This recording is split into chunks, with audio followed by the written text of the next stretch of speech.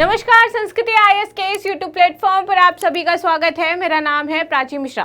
जैसे कि आप सभी जानते हैं कि अब ग्रीष्म ऋतु हमारी स्टार्ट हो चुकी है, तो इस समय हीट वेव्स का जो हम पर लतेड़े पड़ने वाले हैं, आप देखोगे कि इसकी वजह से स्कूल्स बंद हो रहे हैं, कॉलेजेस बंद किए जा रहे हैं। और आईएमडी ने अभी एक डाटा पब्लिश किया है जिसमें ये बताया है कि ये अब तक का सबसे ज्यादा गर्म वर्ष रहने वाला है। अभी तक का यदि 2023 की बात की जाए तो उससे भी ज्यादा हीट वेव जो है वो 2024 में आने वाली है। तो इसी में हम समझेंगे कि किस माह में हीट वेव्स आती हैं, हीट वेव्स के कारण क्या क्या होते हैं और कैसे इसे सरकार बचने के लिए कार्य कर रही है। अभी आप देखोगे केरला में जो है वो मई 6 तक स्कूल जो है वो क्लोज कर दिए गए हैं। रीजन क्या था? हीट वेव था, जिसकी वजह से बच्चों को कोई ऐसी हानि ना हो, क्योंकि हीट वेव में आप देखते हो बहुत सारे लोगों की डेथ भी हो जाती है। तो इसी को हम डिटेल में डिस्कस करेंगे। यहाँ पर दो हमारी न्यूज है। एक न्यूज है जहाँ पर आईएमडी ने ये कहा है कि northern plain central India to have high number of heat waves in May, जो कि मई में आपके बहुत ही ज्यादा नंबर ऑफ हीट वेव्स होते हैं। सेकेंड न्यूज आप ये कह रही है heat prompts Kerala to school all educational institution till May 6 तक बंद रहने वाले हैं। चलिए अब जान लेते हैं कि ये चर्चा में क्यों है और क्या क्या इसके कारण है। देखिए, भारतीय मौसम विज्ञान विभाग के अनुसार मई में देश के अधिकांश हिस्सों में आप देखोगे सामान्यता से अधिक तापमान रहने की संभावना है। जो पहले रहता था पहले के वर्षों में, उससे अभी अधिक रहने वाला है। कारण क्या है, क्यों ये चीज हमें देखने को मिल रही है? सबसे पहले आप देखोगे हीट वेव्स का कारण आपको ग्लोबल वार्मिंग से रिलेटेड नजर आएगा। हम इतने जो कार्बन एमिशन कर रहे हैं, हम पेड़ों को कट कर रहे हैं, नया नया इंडस्ट्रियलाइजेशन कर रहे हैं, नई नई मशीनें बिल्ड कर रहे हैं, उससे जो धुआं निकलता है क्या करता है, एक आवरण तैयार करता है, जिससे हमारी जो तापमान नॉर्मल टेम्परेचर है उसमें धीरे धीरे वृद्धि होती जा रही है। क्यों? आप देखते हो कि ग्लेशियर्स पिघल रहे हैं। क्या रीजन है? टेम्परेचर क्योंकि बढ़ रहा है। तो वैसे ही जब ये सारी चीजें आपस में मिलती हैं तो हीट वेव जो है आपकी हर साल आती है हीट वेव, उसमें कोई प्रॉब्लम नहीं है। लेकिन अब क्या है, सामान्यतः पहले की तुलना में अब ज्यादा गर्म होती जा रही है, जो कि हमारे स्वास्थ्य के लिए, बच्चों के लिए, हमारे स्किन के लिए अच्छी नहीं है। कई बार इन्हीं हीट वेव्स की वजह से क्या होती है, लोगों की डेथ हो जाती है। ठीक है, हीट वेव के कारण केरला के सभी शैक्षणिक संस्थान जो है वो 6 मई तक बंद कर दिए गए हैं। प्रमुख बिंदु क्या रहे हैं इस रिपोर्ट के, इस डेटा के, चलिए देख लेते हैं।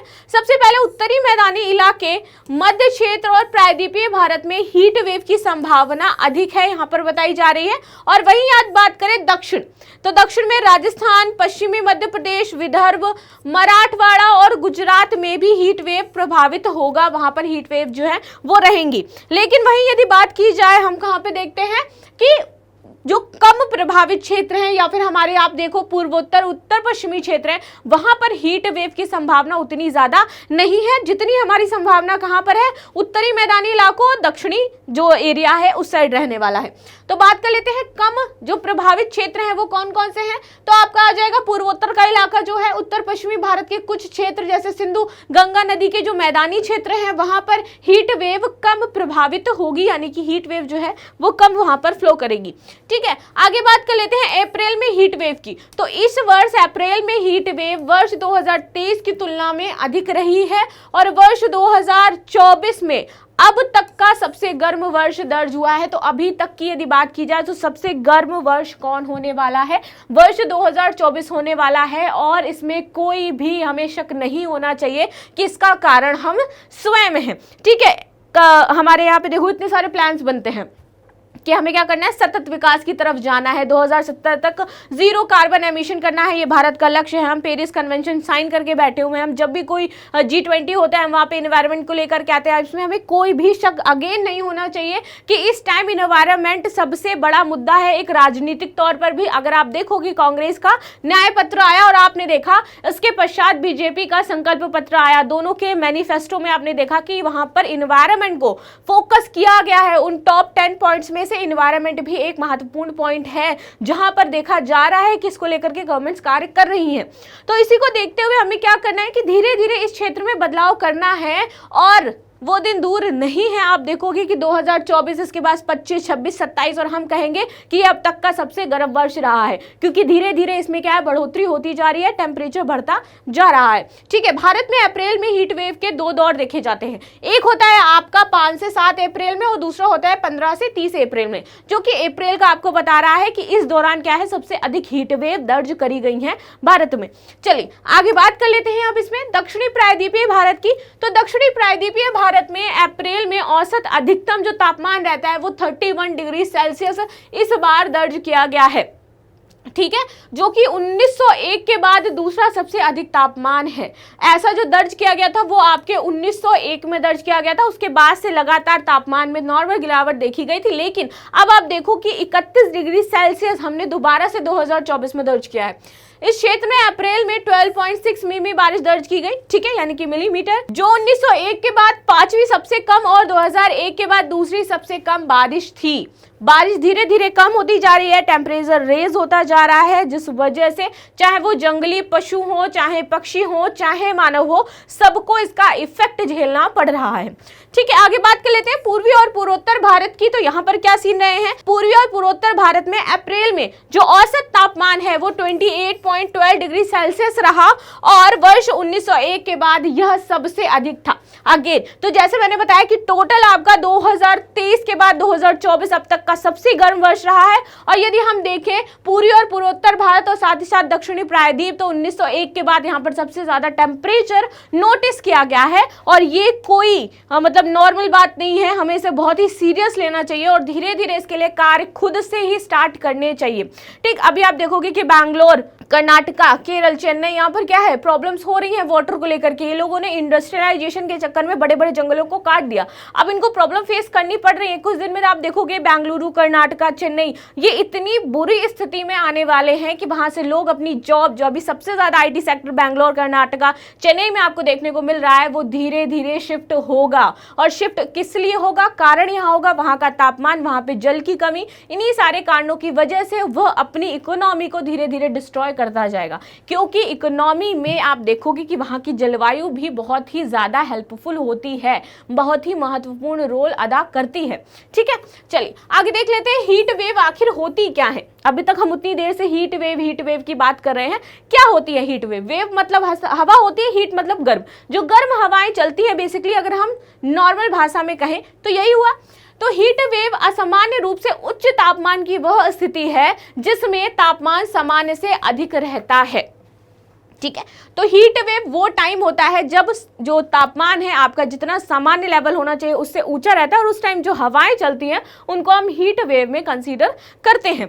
ठीक है, भारतीय मौसम विज्ञान विभाग द्वारा हीट वेव के लिए निर्धारित जो मानक है, मैदानी भागों के लिए मानक है 40 डिग्री सेल्सियस। यदि तटीय क्षेत्र के लिए बात की जाए तो यह है 37 डिग्री सेल्सियस। और वहीं यदि पहाड़ी क्षेत्रों की बात करें, क्योंकि वहां पर आप देखोगे पेड़ पौधे, वन जंगल आदि ज्यादा होते हैं, तो वहां के लिए है ये 30 डिग्री सेल्सियस, जो कि हमारे भारतीय मौसम विभाग के अनुसार एक क्राइटेरिया बनाया गया है इसके तहत। ठीक है, ये जितने भी मिनिमम आपके कितने हैं, 40 डिग्री सेल्सियस या उससे अधिक, 37 डिग्री सेल्सियस या उससे अधिक, और 30 डिग्री सेल्सियस या उससे अधिक। लेकिन आप देखोगे कि धीरे धीरे इसमें क्या हो रहा है, वह अपनी सीमा से, निर्धारित सीमा से उच्च लेवल पर जा रही है।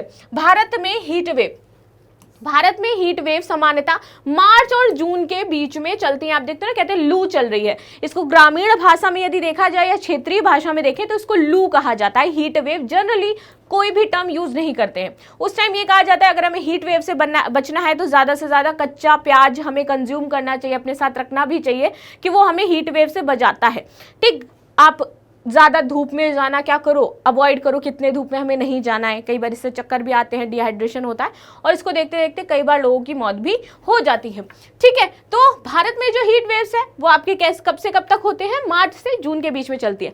परंतु कभी कभी मौसमी दशाओं के कारण यह जुलाई तक भी विस्तारित हो जाती है। अब मौसमी दशाएं कैसी, बारिश कम हुई है, ग्लोबल वार्मिंग बढ़ रही है, बारिश उस प्रकार से, मानसून की हवाएं जो नहीं चली, मानसून हमारा बहुत लेट आया, तो उस स्थिति में ये जो है आपकी जुलाई तक भी स्प्रेड हो जाती है। यह मुख्यतः देश के पश्चिमोत्तर भाग को प्रभावित करती है, और इसमें ज्यादा प्रभावित क्षेत्र कौन सा होता है, हमारे भारत का जो पश्चिमोत्तर क्षेत्र है वो ज्यादा प्रभावित होता है। हीट वेव के कारण क्या हो सकते हैं, चलिए, तो हीट वेव मानव गतिविधियों के कारण होने वाला जलवायु परिवर्तन का परिणाम है। जैसे मैंने आपको स्टार्टिंग में ही बताया कि इसमें किसी का हाथ नहीं है, हमारे द्वारा ही जो हम कार्य कर रहे हैं उसी का हमें विपरीत फल मिल रहा है। वैसा विपरीत नहीं, ये यानी कि आपने अच्छा काम किया, आपको कुछ बुरा मिल रहा है, एक्चुअली आपने बुरा ही काम किया है, उसी का आपको एक परिणाम जो है वो प्रकृति की तरफ से मिल रहा है।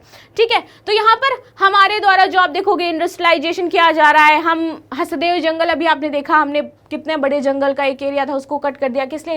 इंडस्ट्रियलाइजेशन के लिए। जबकि हमारे भारत में ऑलरेडी कानून मौजूद है कि यदि आप किसी वन क्षेत्र को काट रहे हो, किस लिए? इंडस्ट्री के लिए या फिर डेवलपमेंट के लिए, तो आपको उतना ही वन क्षेत्र या उससे दुगना वन क्षेत्र किसी अदर जगह पर लगाना होगा, तब आप उसको काट सकते हो। लेकिन हमारे भारत में ये जो इस तरह की नीतियां हैं उसका पालन उस प्रकार से नहीं किया जाता है। ठीक है, आगे बात कर लेते हैं। हीट वेव बड़े पैमाने पर वायुमंडलीय परिसंचरण विसंगतियों, जैसे कि आप देखोगे उच्च दाब वाले क्षेत्रों, ऊपरी क्षोभ मंडलीय जो जेट स्ट्रीम हमारी चलती है, इसके कारण भी उत्पन्न होता है। ठीक है, स्थानीय कारक जैसे कि मिट्टी की नमी में कमी होने लगती है, तब आप देखोगे कि ये जो हीट वेव्स हैं वो बढ़ जाती हैं। शहरी ताप द्वीप प्रभाव के कारण भी तापमान वास्तविक तापमान से 3 से 4 डिग्री सेल्सियस क्या हो जाता है? अधिक हो जाता है, जो कि गर्म हमें महसूस करवाता है। ठीक है, तो ये सारे हीट वेव के कारण है। अब इसका प्रभाव क्या होगा? ऑफ कोर्स इसका प्रभाव मानव पर होगा, साथ ही साथ कृषि पर भी अवश्य होगा। यदि उस क्षेत्र में पानी की पर्याप्त मात्रा नहीं है तो फसलें क्या है? सूखने लगेंगी, सूखा पड़ जाता है। ठीक, आप देखोगे आग लग जाती है, पूरी की पूरी जो खेत होते हैं, पता चला अचानक से उसमें आग लग गई। रीजन क्या था? यही हमारी जो हीट वेव्स या फिर तापमान इतना ज्यादा आ जाता है, कहीं भी एक छोटी सी भी चिंगारी लग गई, पूरा खेत जल गया। ठीक है, तो ये सारी चीजें देखने को मिलती हैं। हीट वेव की अधिक आवृत्ति, तीव्रता और अवधि ने दुनिया में विभिन्न हिस्सों में सूखे की घटना में वृद्धि की है। जैसे मैं बताया कि क्या होता है, इससे सूखा पड़ता है, इससे जल स्तर का क्रमिक ह्रास होने लगता है। सूखा प्रवण नदियों ने कृषि और ऊर्जा सुरक्षा दोनों को ही प्रभावित किया है। अत्यधिक तापमान और परिणाम स्वरूप उत्पन्न वायुमंडलीय स्थितियां लोगों के स्वास्थ्य पर भी प्रतिकूल प्रभाव डालती हैं और ये हमारे हेल्थ को भी इफेक्ट करती हैं। आज आते हैं हम भारतीय मौसम विज्ञान विभाग के बारे में जानेंगे कि ये कार्य क्या करता है, कब यह बना था, मंत्रालय कहाँ पर, इसलिए ये सारी चीजें इसमें हम समझेंगे। तो यह भारत सरकार के पृथ्वी विज्ञान मंत्रालय की एक एजेंसी है। किसकी एजेंसी है? पृथ्वी विज्ञान मंत्रालय की एजेंसी है, ये याद रखिएगा। ठीक, आगे बात कर लेंगे इसकी स्थापना की कि कब हुई थी इसकी स्थापना। तो 15 जनवरी 1875 में इसकी स्थापना की गई थी, यानी कि कब? 15 जैन 1875 को। ठीक, मुख्यालय की बात करें कहाँ पर स्थित है, तो नई दिल्ली में स्थित है। आप देखोगे जितने मोस्टली मुख्यालय हैं जो भारत में कोई एजेंसी है या फिर मंत्रालय, तो वो आपको नई दिल्ली में ही देखने को मिलेंगे, या फिर वो बेंगलोर शिफ्ट हो जाते हैं, चेन्नई, इन जगहों पर, कई बार अहमदाबाद या मुंबई में, बस इन्हीं क्षेत्रों में आपको मुख्यालय देखने को मिल जाएंगे। अब आईएमडी के 6 क्षेत्रीय मौसम विज्ञान केंद्र हैं। कौन कौन से? एक चेन्नई में, एक गुवाहाटी में है, एक कोलकाता में है, मुंबई में है, नागपुर में है और आपके नई दिल्ली में है। ठीक है, यह मौसम संबंधी अवलोकन करता है, मौसम का पूर्वानुमान करता है। भूकंप विज्ञान के लिए जो जिम्मेदार कारक हैं, जो प्रमुख एजेंसी है, ये हैं, ये कार्य करती हैं और बताती हैं कि कैसे कैसे मौसम से संबंधित आगे सूचनाएं जारी कर सकती हैं। यानी कि ज़्यादा वर्षा अगर होने वाली होगी तो चेता दिया जाएगा किसानों को कि वर्षा अधिक होने वाली है इस क्षेत्र में। आप देखते हो ना, कभी कभी आपके फ़ोन पर मैसेज आ जाता है तुरंत, तो वो कैसे होता है?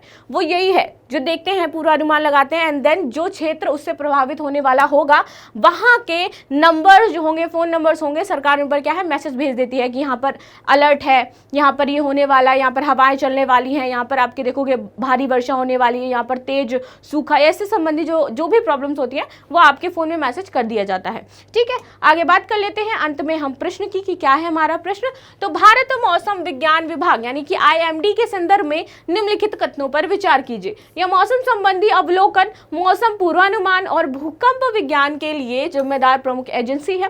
दूसरा कह रहा है यह भारत सरकार के परमाणु ऊर्जा मंत्रालय की प्रमुख एजेंसी है। उपयुक्त में से कौन सा या कौन से कथन सही है? केवल एक, केवल दो, एक और दो दोनों, ना तो एक और ना ही दो।